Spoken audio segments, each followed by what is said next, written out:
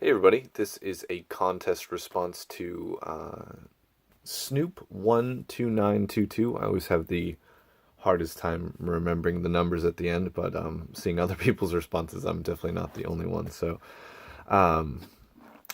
Snoop put up a video. It's a 500 subscriber contest that he partnered with, if I could get the sticker up, SGC. Just got this back with my most recent submission to SGC. So I'm a big supporter of SGC. I have basically every single one of my vintage cards graded by them. And if they're not graded by SGC now, they will be. So again, Snoop, congrats on 500 subscribers. You wanted us to show off our at most 4 favorite SGC items. And this is a really hard task. If you ask me tomorrow what 4 cards would be in my video, it may not be these. So today, I'm going to show these off. They have a story, or most of them do. Not the most valuable cards in my collection, just ones that had cool stories. So first up, this is the card that... this was probably my first big non-Giants purchase, maybe ever. I can't really remember. It was definitely one of my biggest purchases at the time, and when I got it in, I was just so happy with it. This card is gorgeous. This is the Walter Johnson Hands at Chest in an SGC2. But this card is gorgeous. Has a slight bit of paper loss in the top right there, and obviously round corners, but very, very clean overall, and I'm just so happy that I own this. So that one is first. Next up, this is one of the few cards that I bought in a PSA holder.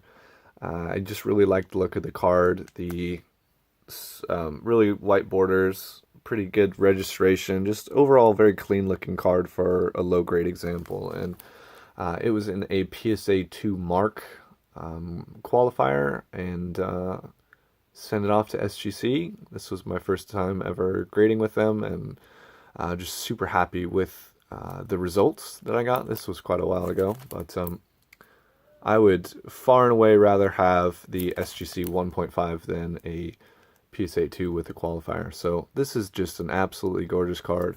This card is extremely hot right now. It's just gone through the roof value-wise, and much like the Johnson, I'm very happy that I got it when I did. So those are some of the 2, really nice cards in the T206 set right there. I'll try and reduce the glare a little bit. There we go. Okay, so next up, which one do I want to do first? I'll do this one. So this is a Cobb portrait, red background in a 2.5 with a polar bear back.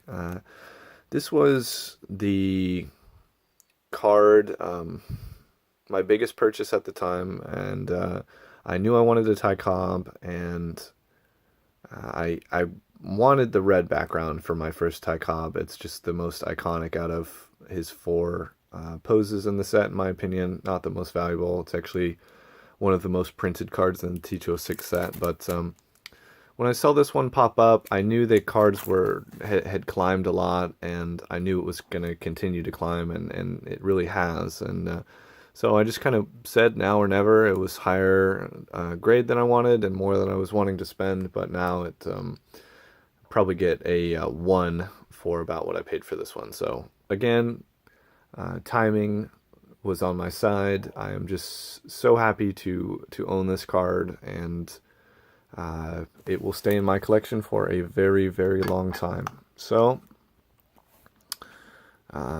that's 3. The last one is not a T206. Those of you who have been following my channel for a while may know this one, but haven't shown it for quite a while. And this is an N162 Goodwin Champions of Tim Keef. So this came out in 1888. It's a very early Hall of Famer. Some of you may not be familiar, but he's definitely worth checking out. But I just really love this card, and I remember seeing one and thinking that they were unobtainable. And one day, something possessed me to look this up, and I think it was ending in, I don't know, like 10 minutes or something like that. So I really just, again, timing worked out for me to get this one. And even when I bid on it, I didn't expect to win it. And I remember thinking I got an absolute steal, and looking at comps now, I definitely did. So this is a 2, but lower grade SGC, especially in my opinion, you can get some absolute stunners if you're patient. So this one has creasing at the bottom there, but it's very well hidden by the card. So yeah, if you look at it from there, you know, wouldn't be sure why it's a 2. So minimal staining on the back. Again, this is an N162 Tim Keef. Yeah, just super happy to own all these. Appreciate SGC. The black gasket really makes the cards pop much more than the frosted glass look of the PSA holder. So thank you guys so much. This was a much longer video than I thought it was going to be, so I appreciate you sticking around.